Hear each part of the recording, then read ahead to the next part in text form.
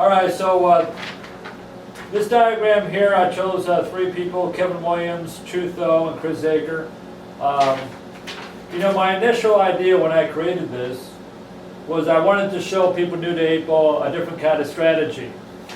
For instance, my idea was, because we got an 8-ball tied up down here, and I was thinking maybe I could shoot the 10, shoot the 9-ball, and I believe that was one of the, I think that's Kevin Williams. Yeah, Kevin Williams. We'll do this one in a bit, but shoot the 10. If I'm trying to gauge if I can run out, 10, 9, 13, break out to 6, 8. So I'm thinking about that. I go, well, what's the percentage of me shooting 10, 9, getting a good angle on 13, breaking out to 6, 8, leaving myself a shot. I guess percentage probably 60, 70%. And the other shot I had in mind, this is the reason I did the whole diagram. I was going to roll forward, and then the cue ball is going to be here. I'm going to shoot the 13 into the 2, and the 13 is going to break out the 8 and 6. I think Chris Zaker got that right away. And then I was going to park the cue ball right here, and hopefully I don't leave them an easy side rail kick. Hopefully they got to go this way. And that was my thinking. I get rid of a gimme ball. Whenever you can pocket a gimme ball of your opponents, it's always a good idea. So what I was thinking, I could not only play safe, I could get rid of a gimme ball that my opponent has over here, and I can use a 13 to go off the 2 ball and break out the 8-6. And then somebody came up with a shot I didn't even think about. Trutho. Actually, it's a pretty good shot where he's talking about hitting here, coming down here, and locking them up like this. And I never even thought of that shot until he mentioned that. I guess the only problem with that, I guess, if they do make a good 2-rail kick, it depends on the level of player you're playing against. A good, someone who's good at kicking is probably going to hit this side of the 1 and leave the cue ball down there. So you're still going to be stuck with your 8-ball tied up. So let's see, I think the first shot we're going to do. So actually, let's play this out. We'll start with this one. So we just shot the 10 ball, and now the cue ball is frozen here. So what I'm going to try and do, I'm going to try and do a 2-rail kick, and I'm going to see where the cue ball goes. I'm going to see what the table looks like after I do the 2-rail kick. So ideally, I want to go 2 rails, hit the 1 ball, and end up down here. And if I could snugger them behind the 8-6, that would be good.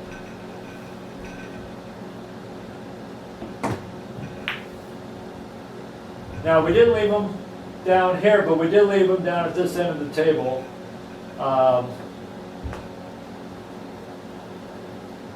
So now on stripes, they got to play a pretty good safety here. I don't think they have a shot.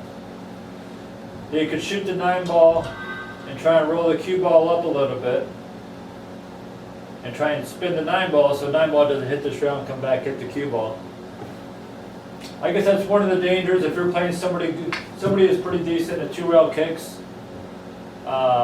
They may be able to go 2, and they might be able to hit a side of the 1 ball and have the cue ball come down there. Then you might be in trouble. All right, so the next one is Kevin Williams. All right, this is from Kevin Williams. 10 corner, 9. Then we shoot 13 to break up the 8-6.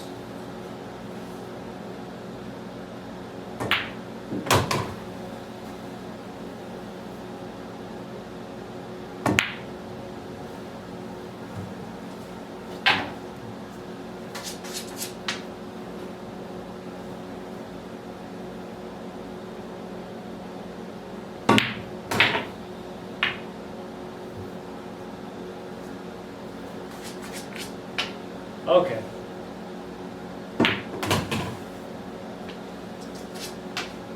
That might have been my plan B. I still think I would have done the safety. I guess it depends how I'm shooting. I always like to play defense if I can. All right, this is Chris Saker's shot. This is 10 corner. Now 13 into the 2 and break out the 2 balls on there.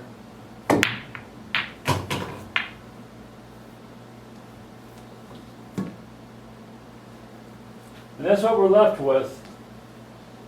You know, I like that shot. That's one of the reasons I came up with the diagram, is because of that shot. I think the only problem with this shot is that when you play that 10 ball, when you play this 10 ball, you gotta get absolutely perfect on the 13 ball so that you can make the 13, shoot the 13 off the 2 into the 8-6 and park the cue ball right here. Now that would be ideal. The only problem is you gotta get absolutely perfect. If you're a little bit short or you're a little bit long, you can't shoot the 13 into the 2 and park the cue ball right here. So that's a problem with this shot right here. Is that your position on the 13 ball has to be so precise. And if you're off just a little bit, then you have to go to a different plan. But I like that shot. I mean, if you can pull it off, it's a good shot because you're getting rid of an opponent's gimme ball. And whenever you can get rid of an opponent's ball that's hanging by a pocket, that's always a good idea. Because whenever your opponent has a ball hanging by the pocket, if you were to lock your opponent up in a safety, they can always go off a rail and maybe knock it in. So whenever you can get rid of it, that's a good idea. That's why I think this is a good shot, if you can pull it off, because you can lock up the cue ball, break through a gimme ball, and then break these 2 out over here. It's a cool shot if you can pull it off. The only downside is you got to get absolutely perfect on that 13 ball, but if you can do it, it's well worth it. I think at this point you could probably win the game. This is where the cue ball is. So I think you have a pretty good chance of winning the game. But also the run out was good too. Depends how you're feeling. Depends on your skill level. I think in that situation, if I looked at it hard enough, I might have tried the run out. It's the one that Kevin Williams was talking about. Okay. Thanks for participating.